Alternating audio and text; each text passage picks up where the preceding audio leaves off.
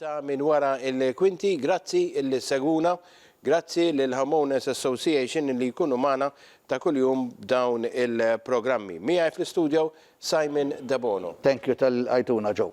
Grazzi Simon bħal dejjem li ġejt fil-programm anke f'dawna il-ġranet, ux veru, ta' nisabu fil-festi. Dan huwa il-232 programm. Fis-sensiela għandna l-maskra il-ħamra tal-miliet.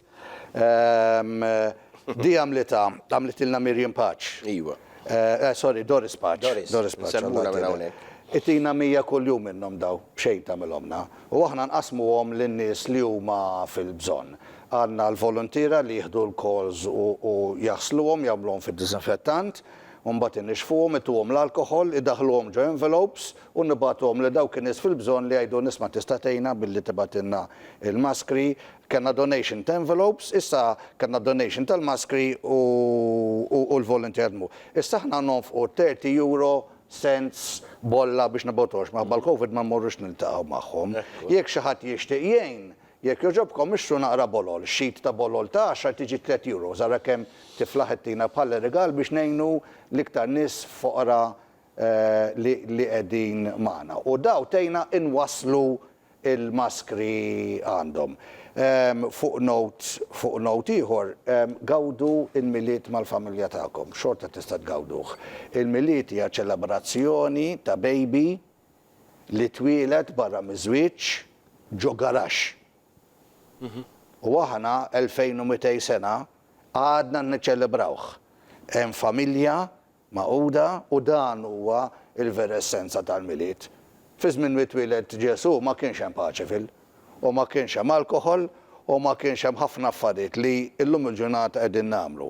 Kien hemm ir-regali x'kienu ġew it-tremaġi taw l-inċens, il-mirra u d-deb, right?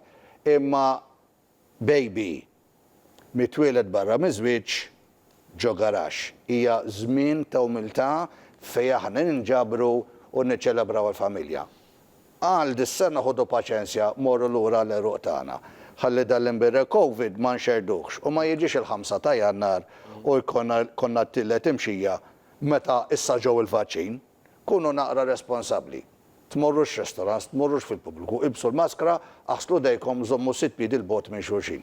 Grazzi ħafna Simon ta' dik l-introduzzjoni, ħanieqfu għal-reklami, nidħlu hawnhekk biex ukoll norqtu diversi temi li għandna imħejjin. Lejn il-kampanja kontra l-abort fiex waslet. Kif konna għedna ġew qegħdin fil-ġimgħa ta' eżatt ta' qabel il-miliet, miliet ċelebrazzjoni ta' baby li twieled barra miż-żwieġ ġo garax. U l-babies importanti għalina, x'dik hija l-familja, għalhekk inti tmur tixtri dar għax inti ħadd trid tagħmel familja. Għaw attakki Malta qed jitfgħu l-valenu fl-imħuħ l-żgħażagħ tagħna, b'mod partikolari mill-università, qed isiru reati kriminali u aħna kif qed niġġielduha bħalma dejjem għamilna. Aħna nitkellmu bil-kalma, nirraġunaw aħna nemmnu li ġo kull bniedem hemm it-tjubija. Hemm xi ħaġa tajba ġo kull bniedem. U jekk inti tmislu qalbu u moħħu fl-istess ħin jgħid dan du raġun. Mela li jiena noqtol baby qabel ma jtwieled huwa ħażin. U aħna neżaminaw. U dan il-video tal-lum huwa partikolari, dan ma roġu l-iktar pajjiż liberali fid-dinja, l-Amerika. U għaw daw lejdu mill-millennials, dawk li twildu mit-2000 li law, ġivi l-iktar żmien li jista' jkollhom 20 sena, x'aħna qegħdin 2020. Alright? U saqsowhom. U tistaġeb li anke fost dak il-liberalizmu kollha u daw il-millennials li suppost kollox jgħaddi u kulħadd ħobb jiżżabel u xejn mhu xejn, mhux veru l-impressjoni li għandna, issimgħu x'għandhom xi jgħidu. Millennials are more liberal and less religious than their parents' generation. But when it comes to the issue of abortion, their views are surprisingly similar. 6 in 10 believe abortion should be legal in all or most cases, but 65% also say they are pro-life. Numbers don't always tell the full story. So we spoke to 7 millennial women about what being pro-life means to them. I would describe myself politically as a conservative Republican. Consider myself democratic socialist. Definitely conservative. Currently registered as an independent. I would consider myself a pro-life feminist, without hesitation. I am a small L libertarian, which means I want people to have maximum freedom to make decisions for themselves. I tend to lean more conservative. just because they tend to be more pro-life. I am someone who survived an abortion attempt. My mom walked out of a hospital minutes before she was scheduled to have an abortion with me. Nothing that I've ever done, going to school, getting married, would have been possible if I was not given the right to life. My mother had not walked away. There's a lot of silence surrounding the issue because people don't want to impose their beliefs on somebody. At Princeton, I found that being pro-life was definitely that got people's attention. I am an editor at Reason, which is a libertarian political and cultural magazine. Definitely a minority voice there as a practicing person of faith. So it's not uncommon to, have engagements, some of them friendly, some of them less friendly, on the subject of abortion when you are a part of left politics. So that can be difficult, can be a little bit of an island over there. I remember I posted last year a picture on Facebook when I went to the March for Life, and one of my Facebook friends just gave me this, just let me have it, with all of the pro-abortion slogans of, keep your rosaries off my ovaries. For example, in high school, my posters were being torn down and my friends would glare at me as I would put new ones up. Gotten everything from a middle finger to one point there was grown men just threatening to physically hurt me. I may get upset and I may get hurt, but I try to come in an opposite spirit because I think that that's the only way you overcome is by loving people, and you don't want to let hurt or anger or bitterness turn you into someone that's unloving, because then what's the point? What's the point? Being respectful when you're engaging in debate, of not ascribing the worst possible and least charitable motives to your opponent. That's really important to me, and probably especially so because I know what it's like to be sort of surrounded by people who don't necessarily agree with me on everything. People associate being pro-life with being conservative, with being a Republican, with being white, and sometimes with being older. And that's changing. There are more and more young people who are becoming pro-life, more and more people that are not of religious faith, like secular pro-life. I also am an outspoken feminist, so they're like, hey, wait, I thought if you were a feminist, you'd agree with me and be pro-choice. I thought that's a thing that goes hand in hand. It can be a little bit easier for me to talk pro-life with somebody because the whole stereotype is the old white man wanting to control your bodies. That's kind of out of the way because I'm not an old white man. Like a lot of my peers, for years I've been finding myself at odds and frustrated with both the traditional right and traditional left. Especially with today's, this year's election, it's really hard to sort of align yourself with one party because we sort of got really polar opposites, and I think most people fall much closer to the center. Agitated is a very good word, that there doesn't seem to be a place for pro-life feminists in modern society. Being pro-life for me is more of an all-encompassing ethic. It's not just being pro-life in terms of abortion. It's about the death penalty. It's about helping poor people. It's a lot about single motherhood. There are a lot of ways in which, in politics, we could better support women in making their life choices. And I think a lot of those difficulties have to do with childbirth and, building families. Women and families who feel like there's no other choice but abortion do so because they're facing a whole host of issues in their lives and structural problems that they did not create. We need more maternity homes, we need more resources for women. They need to know that they're supported and that they really don't need abortion, and I think that's where change is going to happen. It's just up to the next stage of the pro-life movement, wherever it goes from here, to reach out to millennials who already hold those values.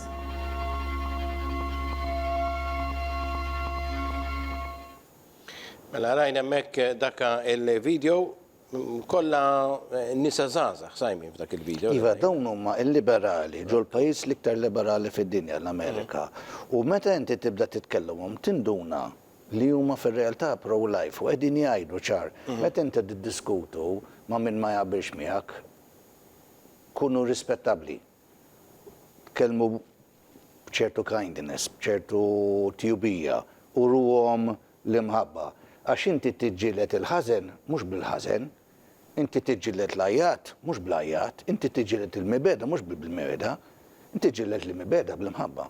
Ġaħna rridu nruhom kemm hi importanti l-ħajja u issa żmien tal-miliet il-kulur huwa l-aħmar, il-kulur tal-qalb, il-qalb li tħobb. U jiena nemmen li il-maġġor parti statistika turjeta xi 85-98% tal-Maltin huma kontra l-aborti. Da erba' pleċa hemm problemi fil-pajjiż, korruzzjoni ma nafx hemm iktar, u nagħmlu xiexu to distract the people, għax fir-realtà dik li m'għandhomx bladi ċans qatt la jirnexxielhom f'Malta. Imma inkomplu nikkonvinċu il-nies. U ngħaddu issa għal temi oħra fil-programm tagħna Propjeta minn wara l-kwinti. Simon, il-popolazzjoni, il-faqar fil-popolazzjoni Maltija u Awċija ħarġu xi statistiċi tal-aħħar xi inkwetanti. Tiftakar kemm żebulħuna meta aħna bdejna nitkellmu fuq il-faqar, meta bdejna nitkellmu fuq nies jgħixu fil-garaxxijiet, meta aħna bdejna niġdu l-attenzjoni li l-għoli tal-kirjiet qed titfa' nies fil-faqar, all right? X'qallulna sensationalist. Issa jiena m'iniex bniedem daqshekk interi sensation hija xi ħaġa li konna nagħmlu fil-ħalib, kont tixtrih bib il-belt u l-ħalib tajjeb iġġibu aħjar u kull darba konna nidħol belt bħala tfal, in-nanna kienet tixtri lis-sensation. Jiġifieri sticks and stones can break my bones, but words do me neither. U da nies tal-MDA qalu li sensations għajruna aħna krib tal-qtates. Jiena l-iktar xaba ħaġa sabiħa hija għattu żgħir jgħidu kitin, all right? U dak, ma għandejjax inkur imqabbel ma kitin. Immissa għal dal-aħħar 3 programmi kelli dil-kaxxa blu għaw qudiemi. U dil-kaxxa blu hija interessanti għax issa il-National Audit Office għamel studju u ġibtu miegħi kważi 300 paġna. U x'inhu titlu dal-istudju? A Review of Implementation of Sustainable Development Goal 1, Malta's Efforts at Elevating Property. Da l-Auditur Ġenerali ara u sema dak li konna ngħidu aħna. Fuq nies jgħixu fil-garaxxiet u l-faqar u ma riċċekkja u sab li kien veru tidu tkunu tafu intom kemm gravi ħan nispjegalkom kemm sempliċi di. Imxu fejn il-garaxxijiet, il-blokka ta' garaxxiet. Di problema bdiet Marsa Skala. Meta Taljani minn gżira ta' Slima l-Imsida, San Ġiljan marru kollu Marsa Skala meta olaw il-prezzijiet ta' Slima gżira Msida u ta' Xbiex u San Ġiljan. U olaw il-prezzijiet u l-Martin ġew mkeċċi mill-post, ma fefewx ħasum. Imxu, issa fis-sajf iktar tara, ma meta timxi ix-xom riħa tal-latrina. U jekk tħares lejn l-art, issibu roqa issa żejt. Roqa konkos u tarmak li huwa iktar skur mill-ieħor. Dak x'inhu li dawn m'għandhomx toilet għax il-garax bla dawl u bla drainage u bla arja. Ipixxu ġo fl-ixken tal-minerali, u mbagħad imorru jferraw minflok jimxu 5 metri jferraw fejn joħorġu. Ħarsu lejn rixtellu u jekk tal-gate tal-basement. U jekk tara ħembexxa dik hija tieni konferma għax dawn ma jistax jaffordjaw ikollhom remote control għax inti garax tikrih 300 Maltin f'sena daqshekk imorru. U mbagħad inżlu fil-garax u għamlu mneħirkom mal-bib tal-garax. Jekk huwa garax qed jintuża l-karozzi ikollu riħa ta' Solvit ta' WD-40. Jekk hemm in-nix jgħixu ġo fih ikollu riħa ta' qrusa ta' araq. U tinduna. U mbagħad tara tagħmel widnejk u tisma' forsi xi radio jew xi ħaxwix hemm ġewwa. Dak huwa l-problema ma tistax issibhom, żgur li tista' ssibhom. Hemm bżonn tiġu għandna biex ngħidulkom aħna mhux ħanagħtukom informazzjoni biex imbagħad xi jagħmlu. Imorru jagħmlu rapport tal-MEPA bħalma sar. Il-MEPA tar-rapport ta' Rapid Intervention Unit u jiġi żgombraw. Ġi dal-fqar tal-fqar bħal fejn twieled Ġesu baby barra mill-iżwiġġ twieled ġo garax. Issa għandna l-Maltin qed jgħixu fil-garaxxiet fi żmien il-Malti qed jagħmlu miliet kif kienu jagħmluh fi żmien 2000 sen ilu. Jiżgumbrawhom daw. U meta it-tabib Gotri Farrugia saqsa Ministru Borġ x'qed isir minnhom daw in-nies li qed jiżgumbraw il-garaxxiet. Timporta tgħidha qed tiżgumbrawhom il-garax għax illegali skont il-MEPA tgħix ġo garax. Mhux qegħdin tagħmlu bihom, tafx qalu? Ma nafx. Ġiet niżgumbraw in-nies anke fil-miliet. U ma nafux qed isir minnhom. Issa l-awditur għamma rapport ta' 300 paġna fejn jeżamina Malta kif qed titfa' u basically qed jgħid mingħajr ma qed jgħidha tara dak mhux kriptates dak kienu jafu x'qegħdin jgħidu, imma l-aħna state agents qegħdin niġru mat-toroq Aħna nafu xejn jiġi, għax il-garaxxiet ninsuġu fihom kuljum aħna parajnejn għandna bħal ħaddieħor u par wednejn biex nisimgħu. Grazzi ħafna Simon, se jkollna fuq hawnhekk f'din għall-parti reklami u nerġgħu lura għal qegħdin nitkellmu dwar anke xi statistiċi ta' nies friskju tal-faqar 5%, però Simon issa tkompli telabora ftit dwar din l-istatistika. Tal-waħx, l-EU għamlet survey, European Statistics on Income and Living Conditions, 20.1% tal-popolazzjoni ta' Malta li waqgħet friskju ta' povertà, 10% huma materially u socially deprived. Jiġi qahar minn faqar, deprivazzjoni. Hija żieda fuq 2018 u is-survey li ħareġ in-National Statistics Office stabbilixxi li is-somma li inti tittaqa' taħta biex tiġi taħt il-faqar. U ma kienx hemm maħsub l-oli fil-kirjiet fiha di. Jiġi fil-fatt għal dawk in-nies li huma kirju soltu nies faqar ikunu fil-kirji għax ma jistax jaffordaw jixtru dar tagħhom hija ferm ikbar. Ikompli mbagħad il-National Audit Office fej qed jgħid isma' hemm faqar li huwa moħħbi. Intom x'qegħdin taraw, dak il-faqar li konna nitkellmu ħafna, dawk in-nies li jgħixu fil-garaxxiet u qed jgħid in-nies li jgħixu fil-ħabsijiet, in-nies li jgħixu fid-dar ta' xjuħ u f'daw l-istituzzjoni ta' knisja, in-nies li jgħixu fil-migrant centers, in-nies li jgħixu fil-garaxxiet, daw kollha mhumiex qed jiġu inklużi fl-istatistika tal-Ewropa u tal-Gvern għax da moħbijin. Imma aħna nagħmluhom għan-nies, aħna narawhom, inmissuhom bidejna daw kuljum. Qed jgħid ukoll l-istatistika qed tkun iktar accurate, imma da qed jgħidula peripheral property u n-National Audit Office qed jagħmel rakkomandazzjoni li tkun hemm definizzjoni iktar wiesa tal-faqar.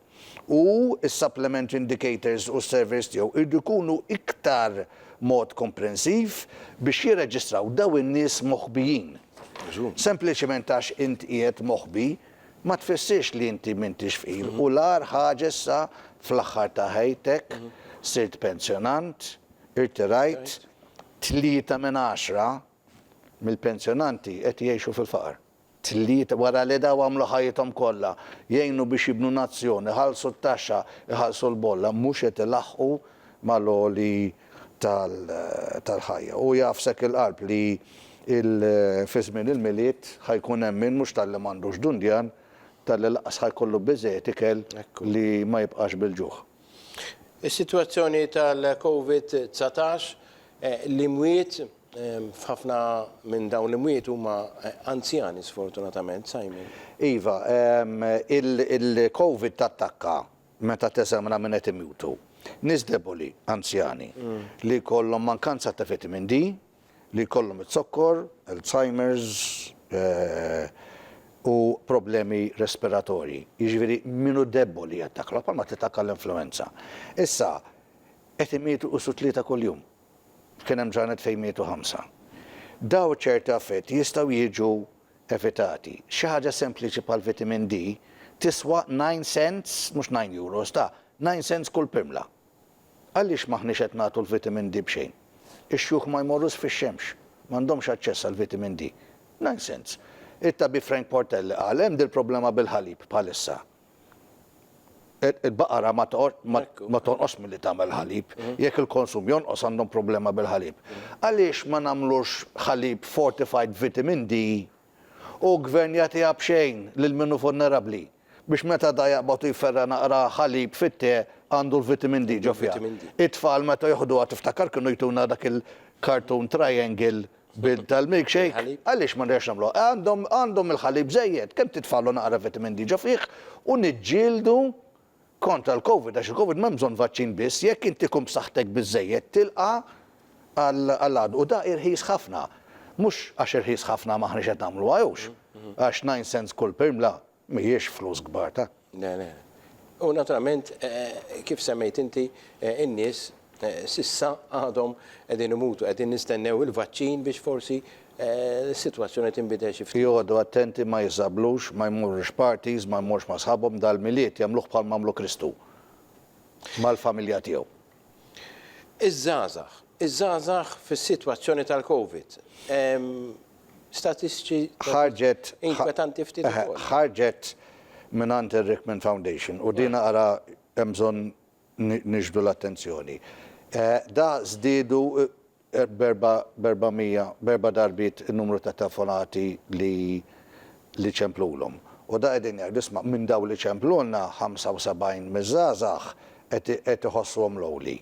U minn daw li qed iċemplulna 16% ħasbu fis-suwiċidju. Da mhuwiex 16% tal-popolazzjoni ta' Malta u minnu l-only mhuwiex 75% tal-popolazzjoni ta' Malta. X'hekk mur tara l-Belt u Paċi filut ta' Skima u Saġġar, kulħadd jiżżabel qiegħed bħalissa jiġi ma tantx huma lonely, anzi pjuttost. Imma hemm problema u xira li daw ikollhom ir-riżorsi li għandhom bżonn speċjalment fuq daw il-helplines li jistgħu meta jkollok taqbad telefon u ċempel bħal m'għandek tal-COVID il-111. Forsi il-COVID jekk jindunaw dal-111 li hemm problema, ikollhom nies magħhom trenjati għax bil-computer tista' tkun id-dar u tieħu l-kol, fin?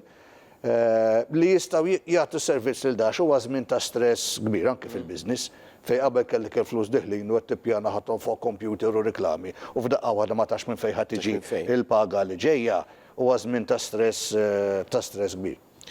Qegħdin nisimgħu ħafna dwar is-Samaritani tajjeb fejn qed ikun hemm pazjenti illi jkunu intlaqtu bil-COVID. Però Simon, jidher illi dan mhux liċenzjat bħala sptar xiex? Le, aħna qegħdin nitkellmu da bħala sptar u tabella li għandu barra sptar issa x'inhu da qed nibagħtu l-anzjani tagħna meta jieħdu l-COVID hemmhekk. Right? Imma fir-realtà da m'għandux permess ta' sptar. Right? Il-permess li għandu huwa għall-elderly għal-kura tal-anzjani. Meta inti għabdek il-COVID, jiena taċċuċ li jiena naħseb intensive care titmur inti, ikollok nurses speċjalizzati, tobba speċjalizzati, mediċina speċjalizzata, magni speċjalizzati u sptar speċjalizzat. Jekk rajt l-istatistika sewwa dak għandhom 32 sodda intensive care u għandhom 100 oħra emerġenza. Allura jiena ikolli nsaqsi, għaliex qed nibagħtuhom ġoddi dar ta' xjuħ, għax basically dar ta' xjuħ, kura long term.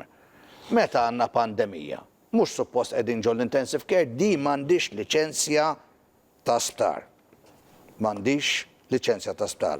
U ġol COVID, nurses speċjalizzati fil-COVID, tobba speċjalizzati fil-COVID, magni speċjalizzati u mediċini speċjalizzati. Għax inti tista' tagħmel misdiagnosis.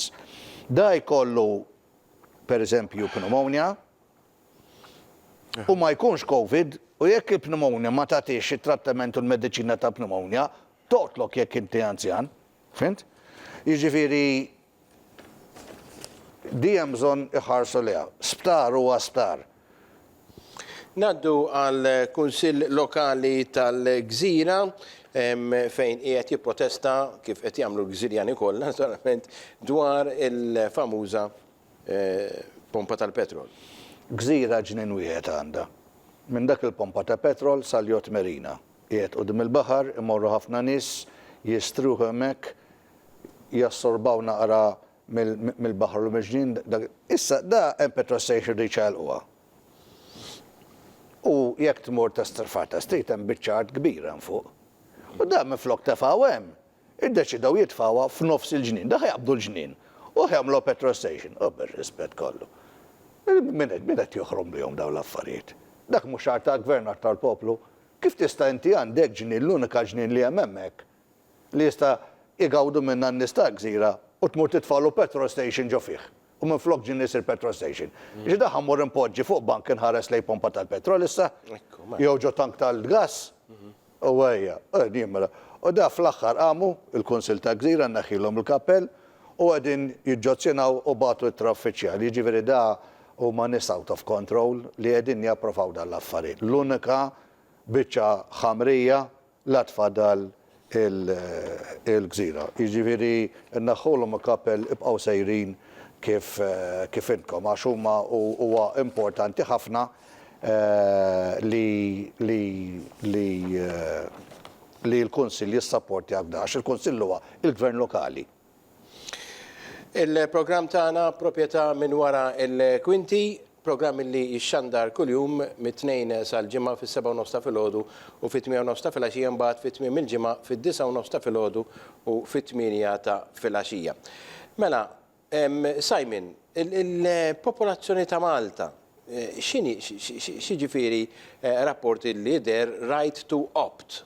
Opt-out. Opt-out. Mela da għandek id-direct marketing. Fej da jċemplulek jew jibatulek il-leaflets. Issa da la darba isek tikkommetti magħhom, taħseb li inti marbut. Fil-fatt, il-liġi Ewropea tajt li inti għandek dritt toħroġ minna. Jekk inti kollok commitment li sar bid-direct marketing, mintix obbligat tkompli fuq. Għandek perjodu fejn inti tista' toħroġ minna.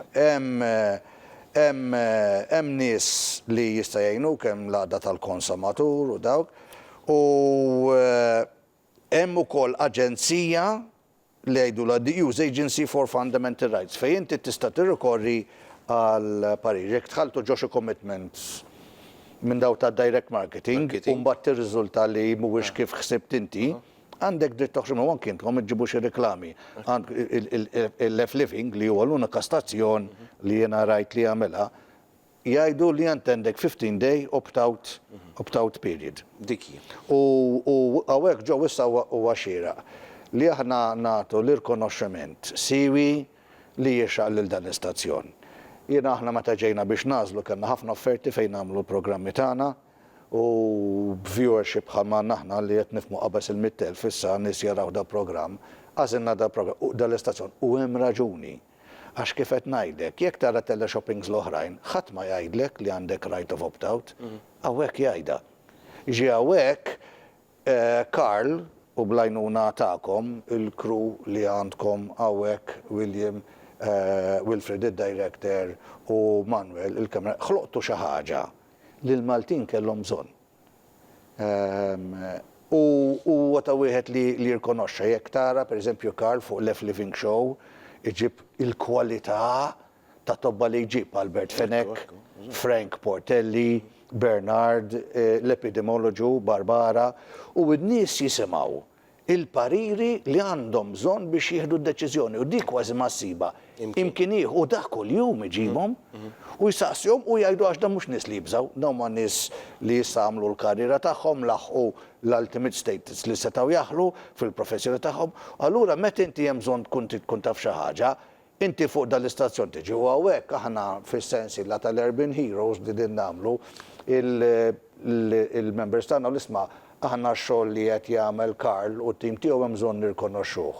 U t-tielet award li din nagħtu tal-Urban Heroes fis-sensiela ħadd tmur il-Karl Borx Bonaċi u l-crew tiegħu tal-Left Living li aħna din nirkonoxxu l-ġid li din jagħmlu lil-Maltin l-iskjettezza, l-accuracy, l-ġenwinità tal-informazzjoni news li din jagħtu biex jiddiriġu biex jinformaw il-poplu Malti. Nirringrazzjakom tal-li ilqajtuna foskom. Grazzi ħafna, Simon, fismi, fisem sħabi u naturalment ukoll fisem id-direzzjoni ta' dan l-istazzjoni Living. Grazzi.